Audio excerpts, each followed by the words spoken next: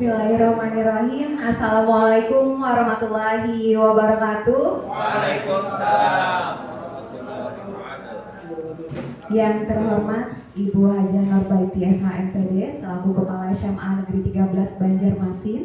Yang saya hormati para wakil Kepala SMA Negeri 13 Banjarmasin.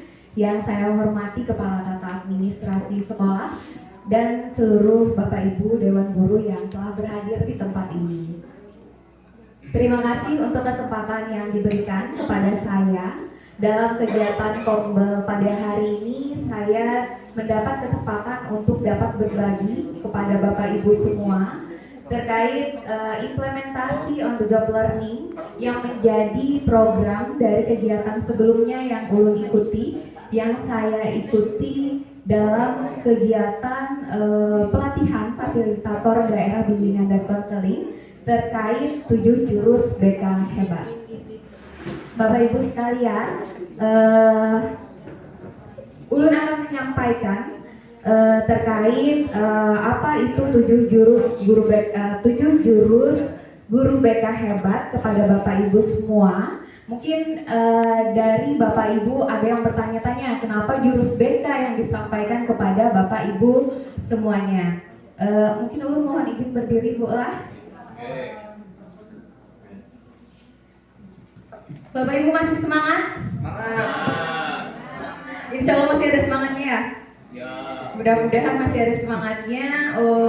Mohon izin juga ulun menyita waktu Bapak Ibu untuk bergabung dalam kegiatan Kombel ini, di mana berbagi praktik baik ini mudah-mudahan nantinya bisa kita terapkan di sekolah kita, terutama di satuan pendidikan kita di SMA Negeri 13 Banjarmasin. Langsung saja Bapak Ibu, terkait apa yang mau ulun sampaikan tentang 7 jurus guru BK ini. Sebelumnya ulun sudah harus melaksanakan OJL. Kami menyebutnya on the job learning, mungkin agak berbeda sedikit dengan on the job training. Ada OJL, mungkin Bapak Ibu tahu, ada OJT. Nah, jadi kenapa ini OJL? Karena sifatnya ini memang lebih fleksibel dan berkaitan langsung terhadap apa yang memang terjadi secara alamiah di satuan pendidikan kita. Untuk memulai kegiatan berbagi praktik baik yang saya sampaikan di sini, ini bukan snack box ya Bapak Ibu. Sebenarnya snack box, tapi ini ulun anggaplah ini adalah kotak yang di sini ada blind box dan ada open box. Jadi kotak ini merupakan aktivitas kita yang pertama dalam berbagi praktik baik ini. Ulun akan buka open box di sini dan ada blind box. Untuk Bapak Ibu yang berada di daerah sebelah kanan, nanti akan ulun bagikan kotak yang ada di dalamnya bertuliskan open box. Nah, nanti maknanya apa akan kita ketahui setelah kita melakukan aktivitas ini. Di bagian sebelah kiri ada kotak blind box. Nah, mungkin ulun sambil jalankan saja kepada Bapak Ibu yang dari open box dulu. Open box ini Ibu boleh memilih kartu, karena kartu yang ada di dalam open box ini ada kartu warna kuning, merah, dan hijau. Sekarang Bapak Ibu yang ada di daerah kanan boleh memilih satu orang satu.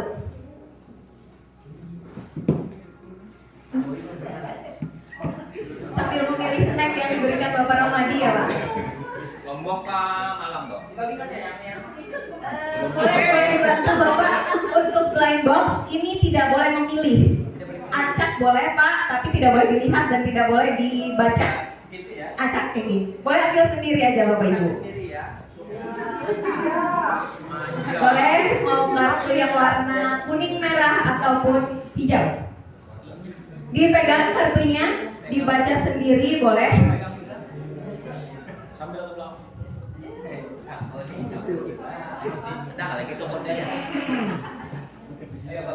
Boleh semuanya, nanti akan ada sidang lanjutnya.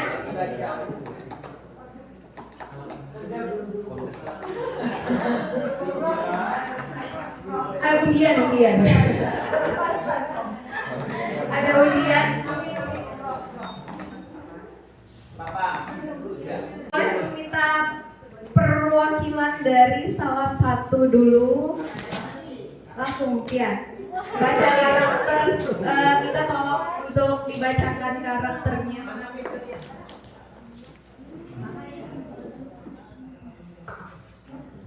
Pinggang lah. Datang bisa nih. Iya, terima kasih Bu Rizka. Nama saya Ardi. Saya ini anak orang. Saya kurang disiplin dalam belajar, suka nyontek saat ujian, dan sering melanggar aturan sekolah. Bagaimana? Bagus sekali. Jadi gimana Pak? Nah, karena sudah memegang, Bapak Ibu semuanya sudah memegang kartu yang ada karakter anak di dalam situ, ada nama dan karakternya. Sekarang para pendis sudah memegang mikrofon. Kartu apa yang Bapak dapatkan tadi Bapak sudah sampaikan. Kemudian bagaimana reaksi Bapak ketika mendapatkan karakter murid di dalam kartu? Oke, terima kasih Bu Rizka. Yang pertama saya dulu melihat dulu karakternya si Ardi ini. Jadi Ardi kan orang yang kurang disiplin dalam belajar. Berarti saya yang pertama adalah memberikan motivasi si Ardi supaya dia mau belajar, mau mengikuti pelajaran kepada Reaksi Bapak? iya, Reaksi dulu. Oh, reaksi. Reaksi Pian ketika tahu bahwa siswa itu adalah siswa yang kurang disiplin, kemudian ini. Suka menyontek saat ujian dan sering melanggar. Iya, reaksi. Reaksinya Iya. Biasa-biasa saja. Biasa-biasa aja Bapak. Kenapa Bapak? Karena saya menganggap semua orang itu mempunyai karakter masing-masing. Jadi saya anggap biasa saja orang itu, tetapi nanti kita harus bisa memberikan arahan kepada dia, memberi motivasi kepada dia supaya dia bisa merubah sikap seperti itu. Oke, berarti itu sudah Bapak masuk menjawab ke bagian tanggapan tentang karakter dari siswa itu. Oke, terima kasih dulu Bapak untuk sharingnya. Minta lagi satu mungkin perwakilan dari yang blind box. Boleh ke Bapak Tegar mungkin? Wah, ini Bapak sosiologinya. Ada Mas. Ini Cindy, minder dengan kemampuan sendiri, takut tampil di depan kelas dan sering merasa tidak percaya diri. Reaksi dulu Bapak Tegar. Percaya diri. Gimana reaksinya Bapak Tegar kalau menghadapi siswa seperti itu? Oke. Anggaplah itu adalah siswa, murid. Berarti ini kalau kita lihat, kenapa?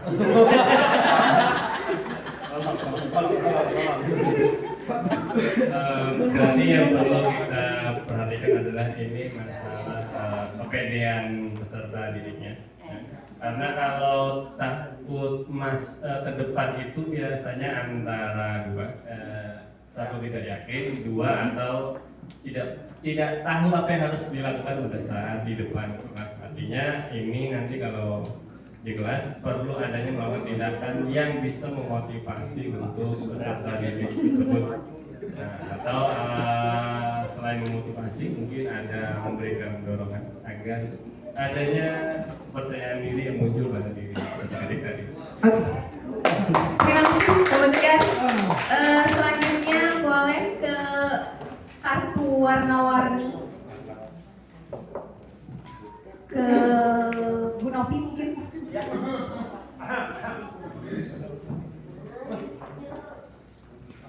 Ulun yang boleh cap cip bola cap cip memilih siapa yang menyampaikan. Tidak percaya diri. Nama saya Hendra. Suka berdebat keras, cenderung memaksakan pendapat, dan sulit bekerja sama dengan kelompok. Reaksi saya setelah membaca ini, kalau misalkan anak ini itu siswa saya, misal ini keras, egois, Anaknya egois. kayaknya karena dia suka berdebat, terus dia harus mendapat dia nih gitu kan, dan dia tidak menerima ibaratnya kayak nggak mau mendengarkan filmnya kalau berdiskusi. Oke, terima kasih untuk Bu Novi. Satu lagi mungkin Ibu Wardah. Sip.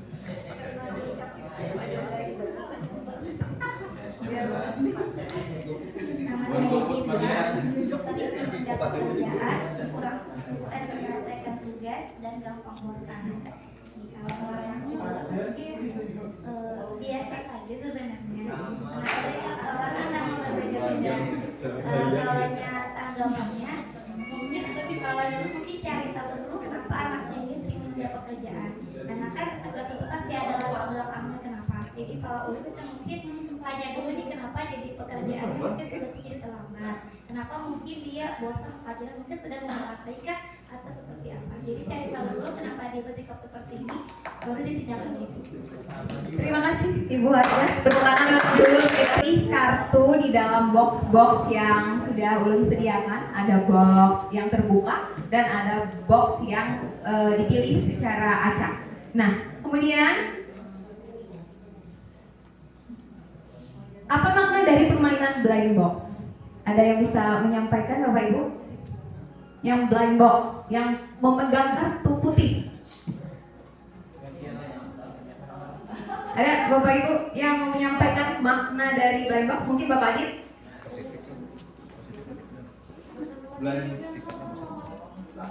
Blind box. Blind. Itu istilah. Ada membuka Gemini dulu.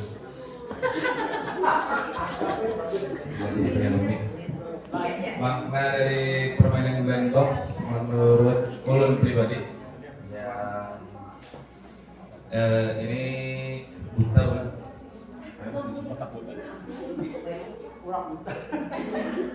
Otaknya yang buta. Makna dari permainannya, Mbak Adit?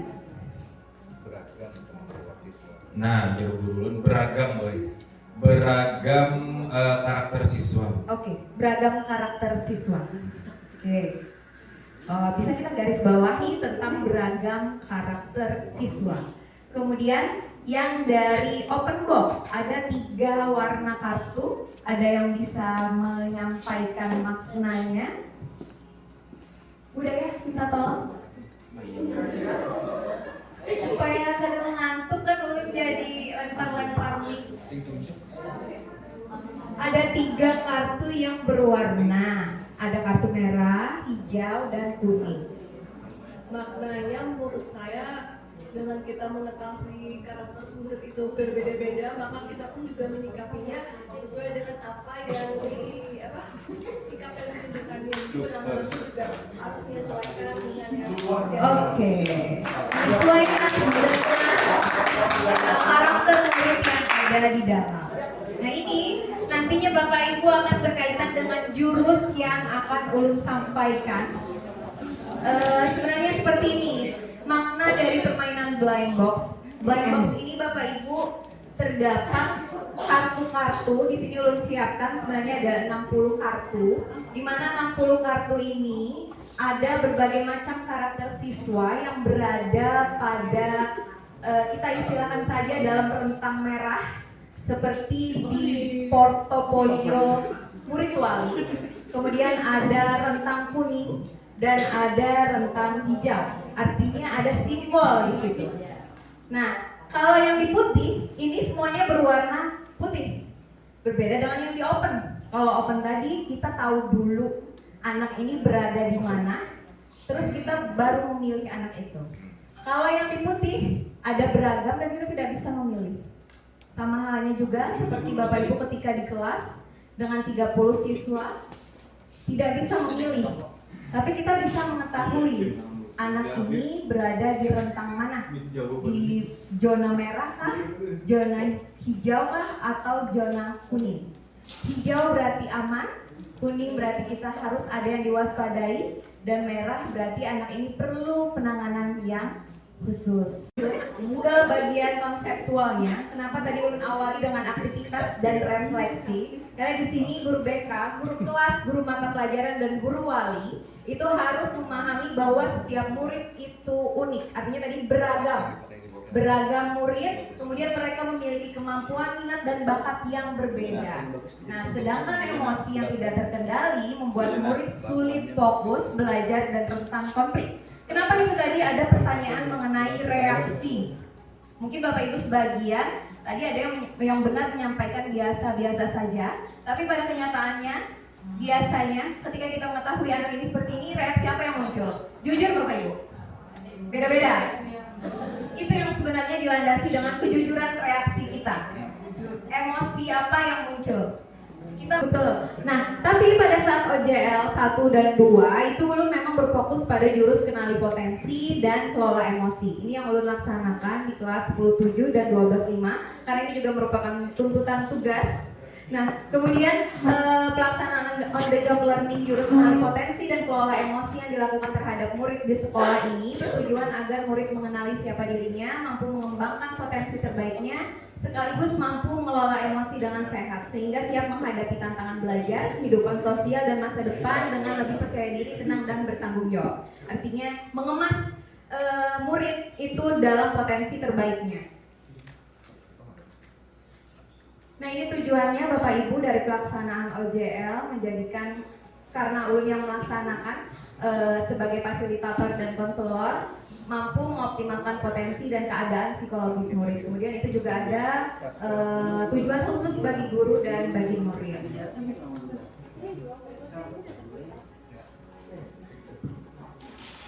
Nah, kita memasuki ke dalam jurusnya nih Pak.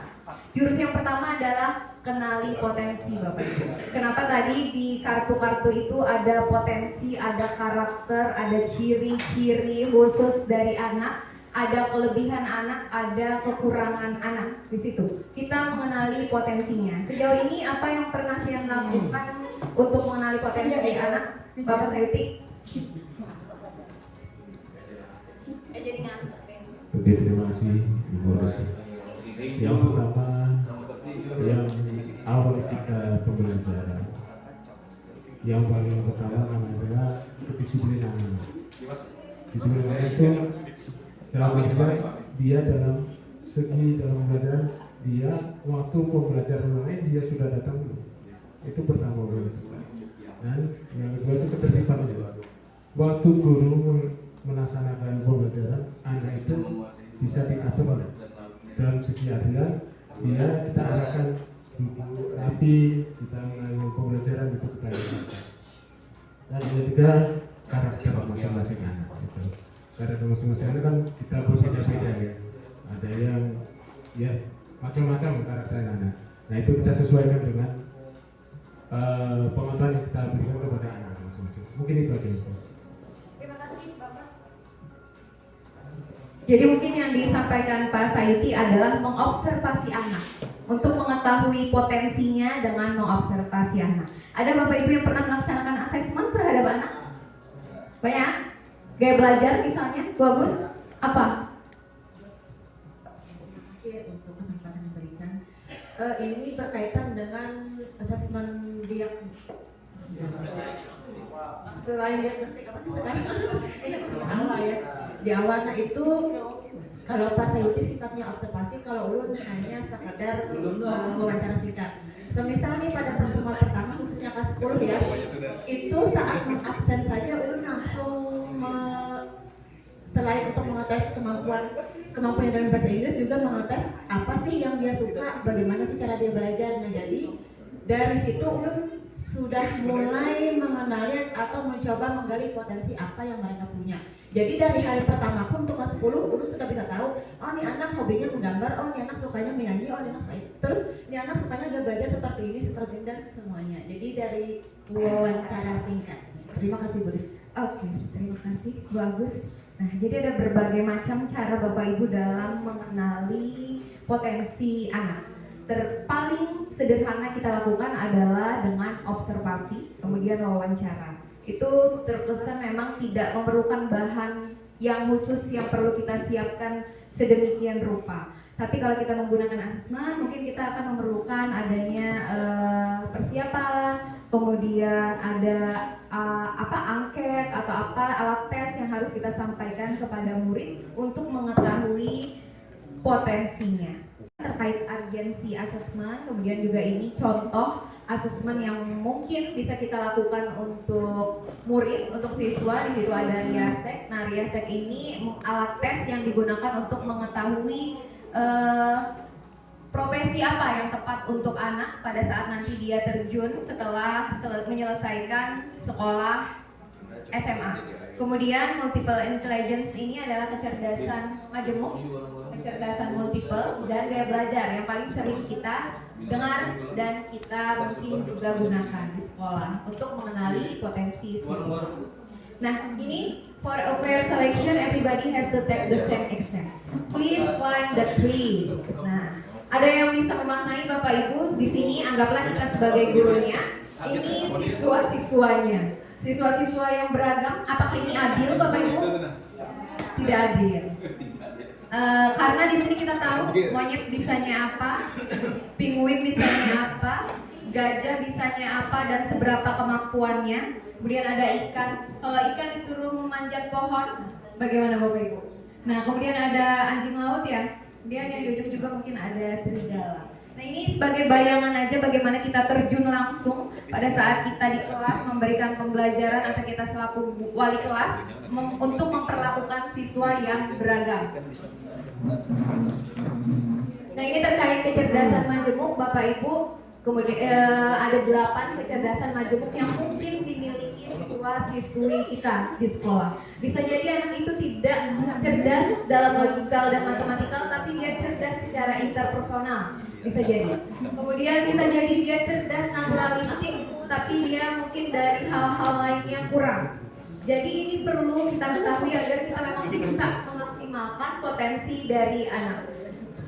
Hal yang paling dasar yang perlu kita lakukan ketika kita menghadapi anak adalah kita mengenali dulu potensinya. Setidaknya mengenali apa yang memang menjadi bawaan dari diri anak, dari diri murid yang kita hadapi. Nah, ini mengenai 3 gaya belajar tadi, Bapak Ibu juga sudah sering mungkin mendengar gaya belajar visual, auditori, kinestetik. Kira-kira ini masih berfungsi nggak Bapak Ibu untuk mengetahui ini? Masih Farahimia. Terutama kadang mungkin kalau yang auditori, visual masih bisa mengikuti kita secara biasa di kelas, tapi yang kinestetik mungkin yang agak susah kalau tidak disesuaikan dengan gaya belajarnya. Anak yang tidak bisa diam, anak yang sering keluar kelas, nah itu perlu perlakuan yang disesuaikan. Nah, ini tadi yang RIASEC tadi Bapak Ibu. Nah, kemudian jurus yang kedua Bapak mengenai yang kelola emosi tadi. Nih, guru BK dan guru non BK terampil menerapkan bimbingan langsung di kelas untuk membantu murid mengelola emosi dan stres akademik. Nah, ini permainan yang bisa kita lakukan kepada murid di kelas mengenai bagaimana dia mengungkapkan emosinya dengan bermain kertas. Nah, kertas ini kemarin Ulun bagikan kepada siswa-siswa itu di kelas, kertas lembar, tapi Ulun ceritakan cerita yang memang di situ ada dramanya. Jadi anak-anak mengikuti itu, dia menyampaikan emosinya melalui kertas. Kertas itu bisa diusap, bisa disentuh, bisa dilipat, bisa diremas, atau misalnya di apa jadi kita tuh? Disobek, nah boleh dikacak-kacak. Bahasanya oh, ini Ulun lampirkan sebenarnya video Ulun mengajak siswa di kelas 12.5 untuk bermain kertas emosi. Kita skip saja Bapak Ibu karena itu menjadi bahan laporan Ulun juga. Kemudian ini mengenai kelola emosi tadi ya. Ada berbagai macam emosi di sini, contohnya ada emosi bahagia, ada emosi bersemangat, kemudian ada emosi takut, ada sedih dan sebagainya, banyak emosi. Nah, tadi kenapa makanya Ulun tanyakan reaksi, karena reaksi itu tidak hanya reaksi kaget, tidak hanya reaksi antusias, tidak hanya reaksi sedih atau tapi sebenarnya banyak reaksi atau emosi perasaan yang bisa kita tunjukkan ketika kita menghadapi sesuatu. Nah, ini terkait emosi tadi, Bapak. Kenapa Bapak sampaikan tadi ada biasa-biasa saja? Karena gini, kalau emosi kita langsung respon tindakan, ini bisa jadi yang kayak muncul marah, emosi, bisa jadi kayak muncul kesal. Tapi ketika kita dapat stimulus terkait reaksi kita ada jeda di sini, berpikir, maka muncullah respon tindakan yang tepat. Nah, kalau tadi tidak ada jeda, tidak ada berpikir, langsung muncul reaksi yang spontan, yang tidak terkendali. Nah, itulah kenapa ada jurus kelola emosi. Tentang bagaimana Bapak Ibu menyampaikan perasaan mengajak anak-anak untuk menyampaikan perasaannya atau berefleksi, misalnya umpan balik dari murid di kelas setelah pembelajaran, apa yang dirasakan. Mungkin sudah biasa ya melakukan itu Bapak Ibu di kelas, yang memperhatikan tentang perasaan siswa. Jadi siswa atau murid itu merasa hadir sepenuhnya. Kemudian ini cara-cara yang mungkin bisa membuat anak tertarik untuk menyampaikan emosinya. Nah, itu tadi fokus dulu di jurus kenali potensi dan jurus kelola emosi. Sekarang Ulun mau mengajak Bapak Ibu untuk mengaplikasikannya. Jadi rencana aplikasi di sekolah yang akan dilakukan oleh Bapak Ibu guru setelah tadi mengetahui ada jurus kenali potensi dan kelola emosi. Ini untuk jurus yang utama dulu Bapak Ibu yang menjadi dasar kita melaksanakan ini di sekolah. Jadi di sini misalnya seperti guru mengadakan angket, guru memberi contoh teknik. Tapi ini contoh yang mau Ulun lakukan untuk kegiatan aplikasi ini adalah praktek bimbingan mengenali potensi dan mengelola emosi. Bapak Ibu ada yang bersedia untuk berperan sebagai guru dan murid? Ada 3. Satunya sebagai observer. Nanti Ulun minta pendapat dari observer.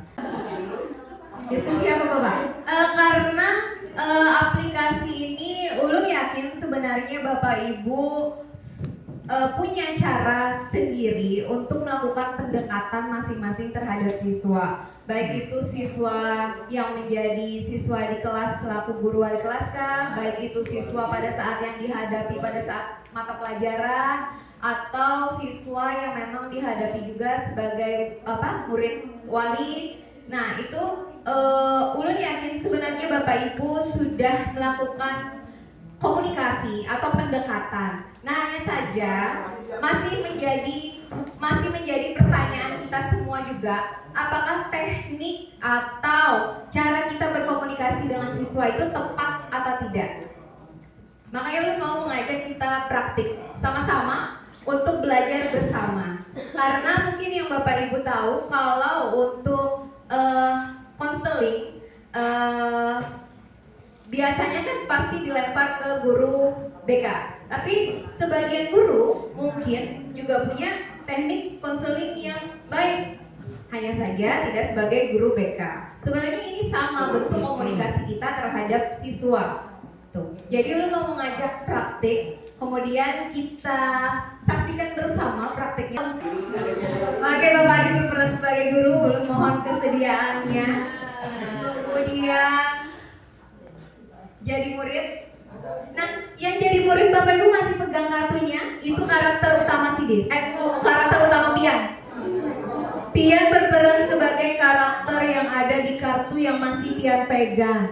Hari ini saya berlaku sebagai siswa bernama Hendra, yang dimana Hendra ini sangat pandai berargumen, akan tetapi sulit menerima pendapat orang lain, Bapak Ibu, seperti itu. Jadi saya akan mencoba menjadi siswa yang bernama Hendra. Ya, ya. Ya, ini yang mulai gurunya dulu gak berarti Bu? Alhamdulillah selamat. Ya, assalamualaikum warahmatullahi wabarakatuh. Waalaikumsalam warahmatullahi wabarakatuh. Boleh tahu nama Anda siapa? Ya Pak, nama saya Hendra dari kelas 10-7. Boleh tahu di rumah tinggal sama siapa? Di rumah tinggal sama ibu dan bapak. Anak sendiri atau tunggal atau Anak pertama dari 2 bersaudara Pak. Iya. Jarak dari rumah ke sekolah? Jarak dari Perkiraan. rumah sekolah kurang lebih 1 kilo Pak, dekat aja dari rumah ke sekolah. Tiap pagi sarapan? Tiap pagi alhamdulillah kebiasaannya tidak sarapan. Jadi sarapannya nunggu jam MBG. Oke. Karena kebetulan Pak, Bapak, Abah lawan Mama tuh keduanya begawe, jadi yang diurusi di rumah itu adik ulun aja. Jadi ulun tuh Tadi tinggal anak tunggal. anak pertama dari bersaudara. Teknik ulunnya memancing. Buat PNS Ibu Winda. Nah, gitu. Jadi itu Pak, jadi makannya tuh sekali di sekolah aja. Boleh tahu sangunya berapa satu hari? Sangu biasanya ulun 50.000 sehari. Ya 50.000. Karena keduanya begawe. Sangu 50.000 tapi sarapan mengharap MBG. Karena gini Pak, MBG itu kan hasil dari pajak yang dibayarkan oleh orang tua saya, jadi saya wajar untuk makan MBG itu meskipun saya memiliki uang saku yang lumayan besar gitu. Boleh tahu di kelas berteman dengan berapa orang? Di kelas cuma ada teman akrab itu 1 orang aja Pak. Kebetulan namanya itu Ajis biasanya. Ya. Teman mulai SMP Pak dulu. Ya. CS ya? CS. Oh, CS, your Pak. bro. CS. Ya, oke. Di kelas 7 wali kelasnya sih mau? Wali kelasnya kalau tidak salah kemarin itu Bapak Kalau Dimas. tidak salah. Bapak Dimas Bener ya? karena masih kelas 10 saya masih belum hafal dengan guru-guru yang ada di SMA 13 ini Pak. Oke. Ke sekolah, alatnya untuk berangkat ke sekolah? Naik sepeda motor. Naik sepeda motor. 50.000 sangu dengan uang bensinnya? Oke. 50.000 setelah pulang sekolah apakah masih ada sisa? Biasanya kalau saya pulang sekolah itu sebelum pulang ke rumah saya habiskan dulu uangnya. Jadi supaya besok dapat uang 50.000 lagi. Gitu Pak. Masuk ke sekolah ini informasi tahu dari mana?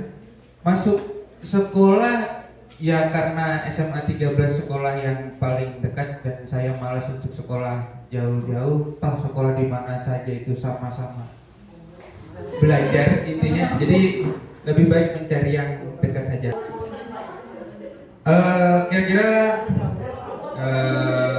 selama sudah hampir 4 bulan Ananda bersekolah di sekolah ini, selain masalah sarana prasarana, apakah ada yang dikeluhkan lagi?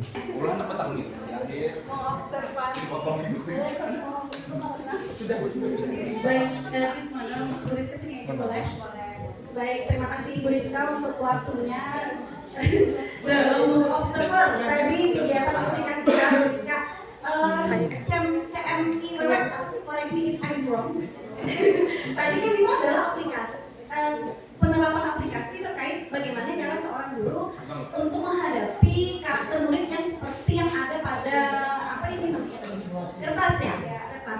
Dan di situ Pak Dimas sedang berperan sebagai murid yang sangat pandai berargumen tetapi sulit menerima pendapat orang lain. Nah, dari observasi ulun sebenarnya strategi konseling sudah baik, di mana guru sudah membangun suasana yang dialogis. Maksudnya guru tuh sudah bertanya, sudah memancing dengan pertanyaan, kemudian terjadilah suatu suasana yang dialogis. Namun menurut ulun itu memakan waktu yang sangat lama untuk mengarahkan siswa tersebut atau memancing siswa tersebut akan kesadaran terhadap muridnya tersebut terkait bagaimana cara dia menerima pendapat orang lain. Padahal muridnya sudah terlihat tampak cerdas, tampaknya sudah cerdas, kemudian terlihat antusias juga menjawab pertanyaan dan mampu memberikan alasan yang logis saat dia tersebut memberikan pertanyaan-pertanyaan dialogis. Baik Bapak Ibu, tadi sedang kita laksanakan aplikasi dari kegiatan praktik baik yang ulun sampaikan mengenai jurus kenali potensi dan kelola emosi. Itu yang utamanya. Tadi ulun yakin tadi apa yang sudah dipraktekkan oleh Bapak Adit selaku guru dan Bapak Dimas selaku murid dan diobservasi apa yang disampaikan oleh Ibu Wigda tadi, artinya memang hal ini sudah biasa dilakukan oleh Bapak Ibu semuanya. 7 jurus ini biasa dilakukan. Hanya saja tugas kita adalah untuk memaksimalkannya agar harapan kita terhadap murid itu memang tercapai. Kemudian ini Bapak Ibu, apakah 7 jurus ini perlu untuk guru non BK menurut Pian-Pian? Perlu. Singkat saja ulun, nah ini yang merupakan 7 jurus BK hebat tadi. Ada kenali potensi, yang pertama kelola emosi, tumbuhkan resiliensi. Ada yang tahu Bapak Ibu tumbuhkan resiliensi apa? Tanah. Tumbuhkan resiliensi ini adalah kemampuan kita untuk membantu murid yang jatuh untuk bangkit lagi. Bantu aku. Istilahnya seperti itu Bapak Ibu. Kemudian jaga konsistensi di sini. Nah, jaga konsistensi di sini ini bentuk di mana munculnya kesadaran diri murid berkaitan dengan apa yang pernah sebelumnya mungkin ulun komunikasikan dengan pada saat kombel mengenai kesadaran siswa. Bagaimana cara kita memunculkan kesadaran diri dari siswa? Ya, jalin koneksi ini artinya pendekatan kita terhadap murid. Kemudian bangun kolaborasi. Nah ini bangun kolaborasi dan menata situasi ini adalah bagian sistem, di mana bangun kolaborasi ini adalah kerjasama antar guru dan seluruh warga sekolah. Kemudian yang terakhir adalah menata situasi satuan pendidikan kita untuk murid merasa aman, nyaman dan terlindungi. Tuh, jadi ada 7 jurus BK hebat ini. Nah ini ada penjelasannya Bapak Ibu, tidak bisa sampaikan secara detail, mungkin Bapak Ibu sudah sekilas tadi ulun sampaikan. Nah di sini ada tentang bagaimana cara kita untuk menumbuhkan resiliensi dengan mengawali apresiasi, kemudian di tengahnya koreksi, baru diakhiri apresiasi lagi. Ini rumusnya. Iya betul, ini mirip seperti itu. Nah ini juga bagaimana kita lembut dan tegas terhadap siswa, bukan bukan keras dan tega, tapi lembut dan tegas. Nah ini yang keempat, jaga konsistensi Bapak Ibu. Nah kesadaran versus paksaan, mana yang akan lebih berhasil? Paksaan. Yakin Pak akan berhasil? Berhasil, tapi dalam jangka pendek. Paksaan muncul kesadaran. Nah ini Bapak Ibu sering lah lihat kayak gini di jalanan. Jangan tengok kanan, jangan lihat kiri. Ini muncul radar anti persuasi itu, ada penolakan dari dalam diri kita, kemudian muncul tindakan menolak itu ketika adanya perintah atau larangan. Terutama perintah itu biasanya anak-anak tuh kalau kita suruh malah iya kayak mungkin ada yang ada menuruti tinggi.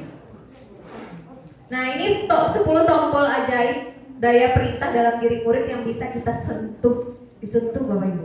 Bagian mana yang mau menyentuh? Bagian kesenangan kah?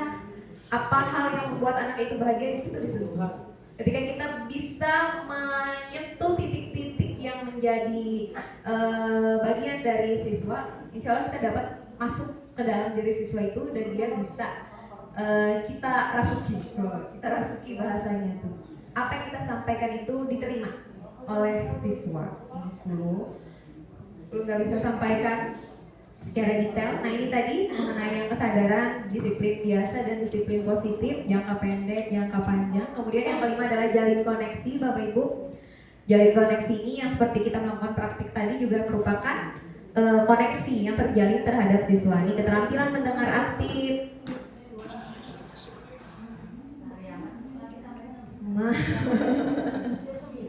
koneksi. Nah ini teknik juga juga Bu, koneksi sebelum koreksi. Kebanyakan yang dilakukan di sekolah-sekolah koreksi dulu. Koneksinya tidak ada. Koreksi anak disalahkan tapi tidak ada koneksi. Nah, kita bentuk koneksi dulu baru kita mengkoreksi anaknya. Kesalahannya apa? Kemudian kalau kolaborasi ini yang kata Ulun tadi adalah sistem kolaborasi antar guru, nih guru kelas, guru BK, guru BK dan guru kelas bagaimana itu ada.